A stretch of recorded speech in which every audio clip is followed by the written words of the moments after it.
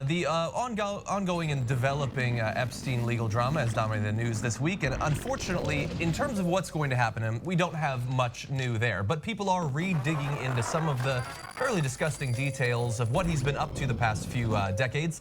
And thanks to the case once again being in the national spotlight, we also have a new accuser, which we're going to get to in just a little bit. First, we do have all of his high-profile friends fleeing for the hills, effectively, saying they didn't know him as well as they're rumored to have. They didn't necessarily like him if they did know him. And Donald Trump is certainly one of the most high-profile examples of that, because as you've probably heard this quote before, he was quoted in 2002 saying in New York Magazine, "I've known Jeff for 15 years, terrific guy. He's a lot of fun to be with. It is even said that he likes beautiful women as much as I do, and many of them are on the younger side." Is just creepy in so many different ways.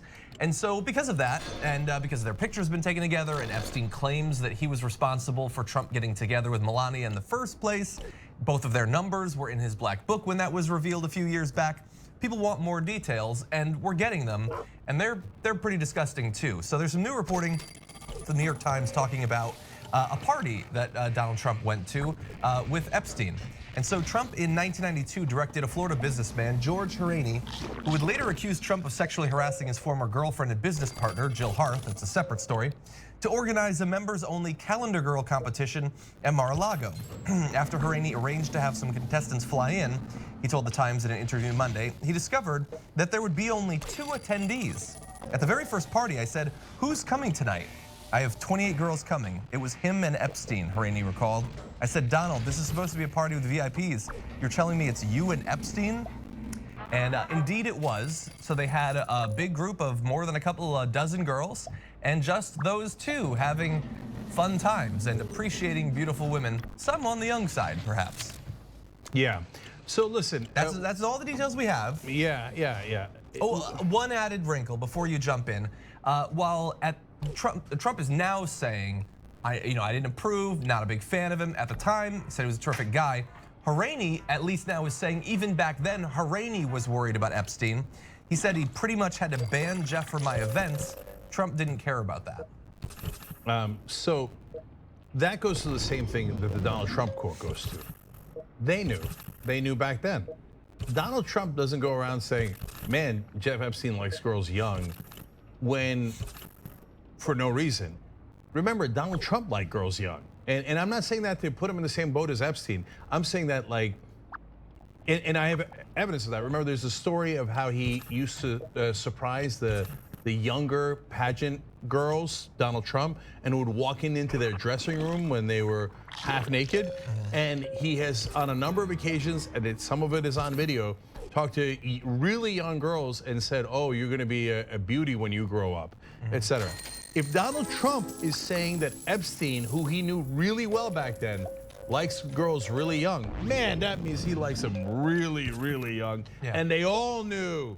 He said, Trump once joked around about how he went to a pool party at Epstein's place, or he went to Epstein's place and there was a bunch of kids in the pool, and he's like, what'd you get, like something like, do you have that? So this is coming, unfortunately, from a book by Roger Stone, but he said that Trump visited Epstein at his Palm Beach home, and later seemed to joke about the scene of underage girls he witnessed there, saying the swimming pool was filled with beautiful young girls. Trump apparently told a Mar-a-Lago member.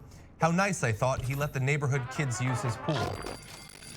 Now remember, Roger Stone is not saying this as a criticism of Trump, who he is great friends with, or necessarily even of Epstein. He's just saying, hey, these are my buddies, and Trump said this about another friend of his. Oh, he let the neighborhood kids use his pool. No, they know why he let the neighborhood kids use the pool, so he could molest them. They all knew. And people who were decent back then would ban him from events because he was a predator. Trump, on the other hand, thought, that's my kind of guy. Hung out with him, went to parties with him, invited 28 calendar girls to party with him. These guys are all scum. Yeah, and look, I was very clear this morning when we talked about this in the damage report that all of this looks really bad, but we don't know anything for sure. And in all likelihood, I mean, we know how difficult it's been, how many attempts it's taken for Epstein to have any real legal consequences. Donald Trump is much more powerful than Epstein. The idea that if anything happened, and we don't know that it did, that there would ever be any consequences for Donald Trump, I think is pretty hard to imagine. I mean, how many times has he been credibly accused of doing some sexual assault, rape, those sorts of things already, and it's meant nothing. The idea that a few more, that would tip the scales, I kind of doubt it at this point. Now and we don't know that anything happened. No, look. I'm so tired of the rich having different rules. I can't stand it anymore. Yeah. This story has made me snap on that. I mean, look, we all hated it from day one. We covered the affluenza stories, the Stanford kid who did the rape and got away with it. The original affluenza story, I think 4 people died, and they're like, oh, but he's rich, it's okay, etc. When he's drunk driving. In this case, Epstein, they let him out for 16 hours in the day when he was supposed to be in jail. He had his own private suite inside the jail when he went to go sleep there for 8 hours. It was a goddamn hotel. They gave him every advantage. Now, if you're a bleeding heart liberal and you say, well, look, I don't know that we need to take the guy and break his back and put him in and have the other guys do terrible things to him in prison, etc. But they do that to poor people all the time. They do it to middle class people all the time. And if your middle-class person was caught molesting dozens of girls, do you think he's gonna have his private suite where he only sleeps there and is out for 16 hours a day, 6 out of the 7 days? Do you think any of that is gonna happen? Of course not. And I can't stand it anymore. Now, when you turn to Trump and Clinton, look, John is right. We have no idea if Trump or Clinton did anything with underage girls. We don't know that. We do know, at least Trump is on the record as having known that Epstein likes young girls. By young, Trump clearly means underaged. So if you say no, it's not clear, maybe he was just talking about 18 and 19-year-olds. Okay, you can believe any fantasy you like. But look at the quote about the neighborhood kids in the pool. They knew. If you knew and protected a child molester in your neighborhood that had molested dozens of kids, you'd be in a world of trouble. Yeah.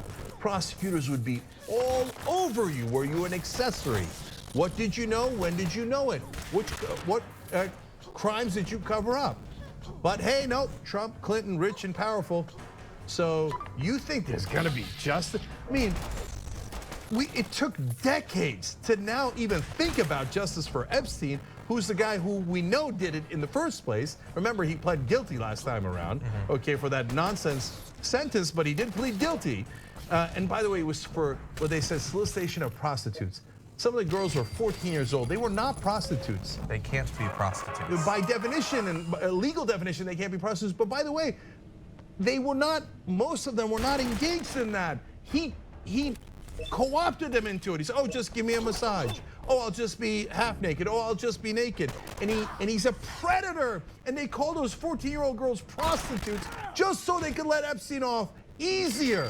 And now, since some of the most powerful people in the country were Epstein's buddies, there's not going to be any justice for them. Nobody's going to be talking about accessory. Nobody's going to be talking about, hey, did they know about Epstein's crimes?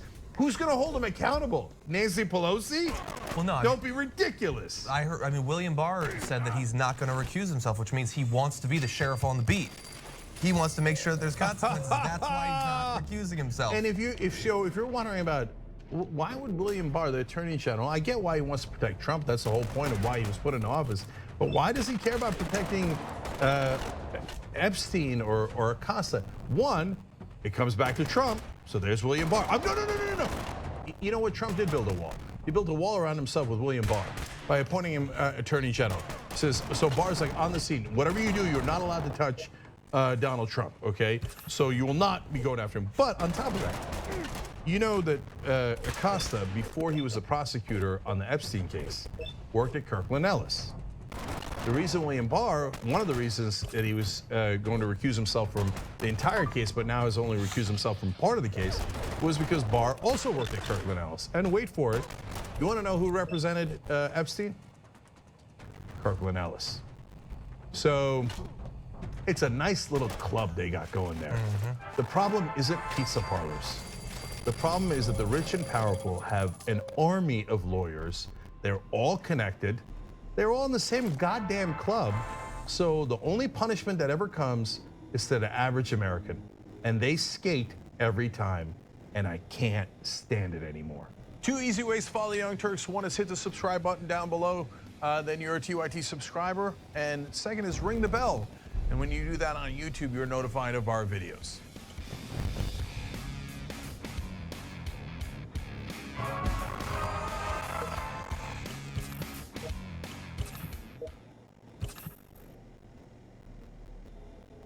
The most important thing to remember when reviewing today's news is something that is not part of today's news, something that wasn't mentioned in the Labor Secretary's press conference about why he decided not to prosecute Jeffrey Epstein for sex crimes when the Labor Secretary was the U.S. Attorney in Florida. The most important thing to remember about all of the news today involving the sex crimes of Donald Trump's old friend Jeffrey Epstein and the refusal to prosecute those alleged crimes by Alex Acosta, who's the federal prosecutor, is that Donald Trump is himself an accused sexual assaulter and an accused sex criminal. He stands accused by dozens of women, Donald Trump does himself, Most recently, Donald Trump was accused of deliberate, forcible, violent rape. Accused of that by the columnist and author E. Jean Carroll. And even more important than that, than the accusations, the President of the United States is a confessed sexual assaulter. I moved on her, actually. You know, she was down in Palm Beach. I moved on her, and I failed. I'll admit it. Whoa. I did try and her. She was married. Huge news, Sarah. That's the President of the United States. And only that President of the United States would ever have considered appointing Alex Acosta to anything years after Alex Acosta was exposed as the federal prosecutor who decided not to prosecute Jeffrey Epstein, and according to a Florida federal judge, violated the law in the way that he handled the Jeffrey Epstein case. I moved on her like a but I couldn't get there, and she was married. And all of a sudden, I see her, she's now got the big phony Only that president would have appointed Alex Acosta to a federal job of any kind, because any other president would have seen that a day of reckoning was going to come eventually for Alex Acosta, as it has now finally come. But only Donald Trump wouldn't care about that day of reckoning, about how Alex Acosta handled a major sex crimes case against a rich old friend of Donald Trump's in Palm Beach. I gotta use some Tic Tacs just in case I start kissing her. You know, I'm automatically attracted to beautiful. I just start kissing them. It's like a magnet. You just kiss. I don't even wait. And when you're a star, they let you do it. You can do anything. Whatever you want. Grab them by the I can do anything. That's Donald Trump's confession to sexual assault. You can do anything. That's Donald Trump's description of the first sexually assaultive moves he likes to make on women. You can do anything. And for Donald Trump, that means you can get away with anything. And it means his friends and his people should be able to get away with anything. It means the White House staff can violate the Hatch Act whenever they want. You can do anything. That's the motto of the Trump White House. And it certainly means that Donald Trump's labor secretary could make a deal not to prosecute an old friend of Donald Trump's for sex crimes, and the labor secretary should be able to get away with that, and Donald Trump should be able to get away with choosing Alex Acosta as his labor secretary, because you can do anything. How about a little hug for the Donald? He just got off the bus. Like a little hug, Okay, darling? absolutely. Melania little said hug this for the was bushy. okay. Melania said this was okay. That's the President of the United States who appointed Alex Acosta, who held a press conference today in which he tried to explain his decision not to prosecute Jeffrey Epstein on federal charges. In 2008, a major newspaper described the Epstein prosecution like this. A Florida grand jury, that is, a grand jury convened by the district attorney of Palm Beach County, had charged Epstein with a lesser offense. At that time, the Epstein legal team was elated. He would have avoided prison altogether. But then the United States Attorney's Office in Miami became involved. Epstein got an ultimatum: plead guilty to a charge that would require jail time and registration, or face federal charges. And that was the week, more than 10 years ago, that Epstein went to jail. After Alex Acosta's press conference today, in which he blamed the very forgiving deal that he made with Jeffrey Epstein on the local Palm Beach prosecutor, Barry Krischer, Mr. Krischer gave this statement to NBC News: I can emphatically state that Mr. Acosta's recollection of this matter is completely wrong. The U.S. Attorney's Office produced a 53-page indictment that was abandoned after secret negotiations between Mr. Epstein's lawyers and Mr. Acosta. The state attorney's office was not a party to those meetings or negotiations, and definitely had no part in the federal non-prosecution agreement and the unusual confidentiality arrangement that kept everything hidden from the victims. No matter how my office resolved the state charges, the U.S. Attorney's Office always had the ability to file its own federal charges.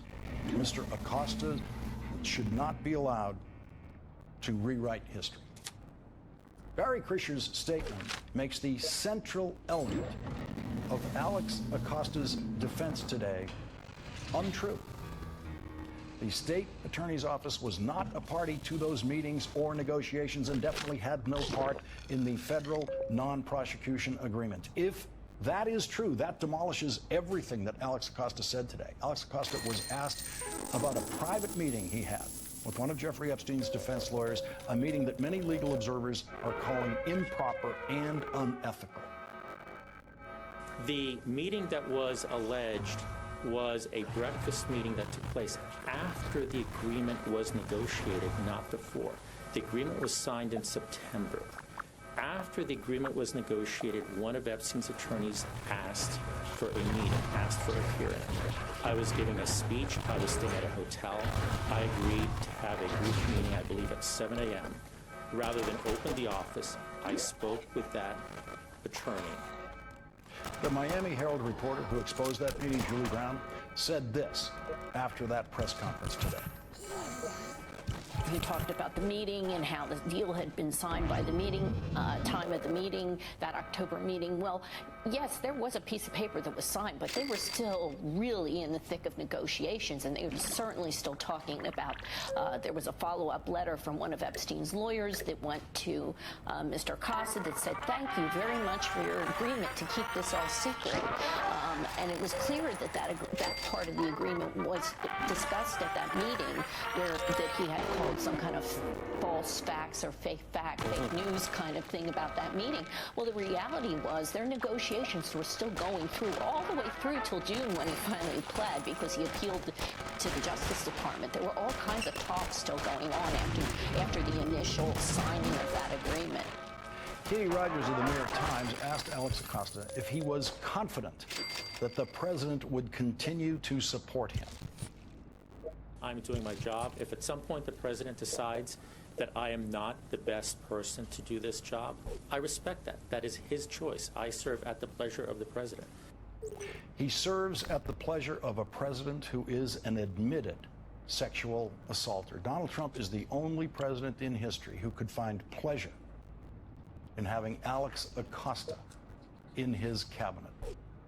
Leading off our discussion tonight are Carol Lam, a former U.S. attorney for the Southern District of California and a former San Diego Superior Court judge. Barbara McQuade is with us. She's a former U.S. attorney for the Eastern District of Michigan and an MSNBC legal contributor.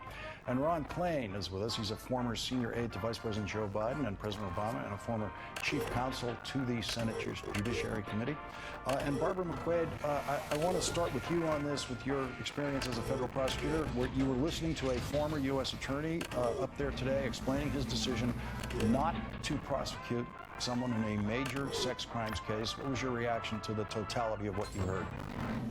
Yeah, I'm ordinarily reluctant to criticize decisions by a fellow prosecutor because I know that cases can be complicated. There can be all kinds of reasons that you might make a decision. But there are some things he said today that just did not ring true. I mean, one is the idea that he was somehow bound by what the state court prosecutor was doing, that because the state court prosecutor was going to charge a very low offense, that somehow it was on him to come in and rescue that case. And as the prosecutor has now stated, they were in no way bound together. He certainly could have filed his own 53-count indictment without regard to anything that the state court prosecutor was doing. I thought his answers were inadequate about the secrecy of the agreement. He had some tortured logic about protecting the credibility of the victims in case they should become witnesses if the deal should fall apart. That strikes me as no reason to violate the Crime Victims' Rights Act.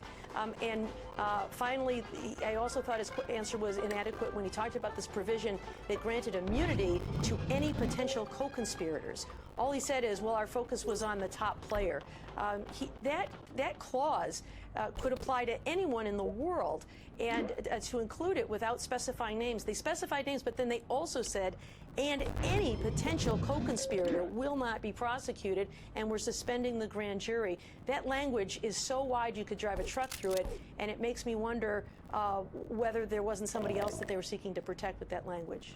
Carolyn, the whole time, I think many of us were listening to this press conference, and the whole thing is being blamed on the local Florida state prosecutor. We're all kind of wondering, well, what's the local Florida prosecutor going to say? And pretty much right after that press conference is over, he issues a written statement saying all of that is untrue. Yeah, that's not a great situation when you've just had a press conference and then the person who you said was, really the person you were addressing here comes forward and says you've completely misstated what happened. And, the best case scenario for Alex Acosta coming out of that press conference was that he ran essentially a bungled investigation because he was congratulating the Southern District of New York for bringing additional charges based on what he said was new evidence. Well, the Southern District of New York indicted Epstein for events that took place partly in Florida from 2002 to 2005. Those facts existed at the time Acosta's office was running their investigation. So to have entered into a non-prosecution agreement and then a dozen years later say, well, we're so happy that another district has done what we should have done 12 years ago, but we are blameless, as Barbara said, just doesn't ring quite right. Ron Klain, we are here tonight discussing this because this is Donald Trump's world. This is the only president of the United States who, in the vetting process for his labor secretary, would have discovered this, and they did. It was discussed by the vetters in the vetting process. And this history for Alex Acosta was perfectly okay for Donald Trump. Yeah, I think, Lawrence, that's the key point here. The biggest news is that there's no news here at all in some respects. This was known that Mr. Acosta had bungled this case, that a federal judge had said he had violated the law in not notifying the victims about his decision, that there was information about his sweetheart deal with Mr. Epstein and his lawyers, and Donald Trump went ahead and nominated him anyway, and the majority of the Senate Republicans confirmed him anyway. And by the way, not just for any job, Mr. Acosta is now the senior federal official in charge of most of our anti-human trafficking programs.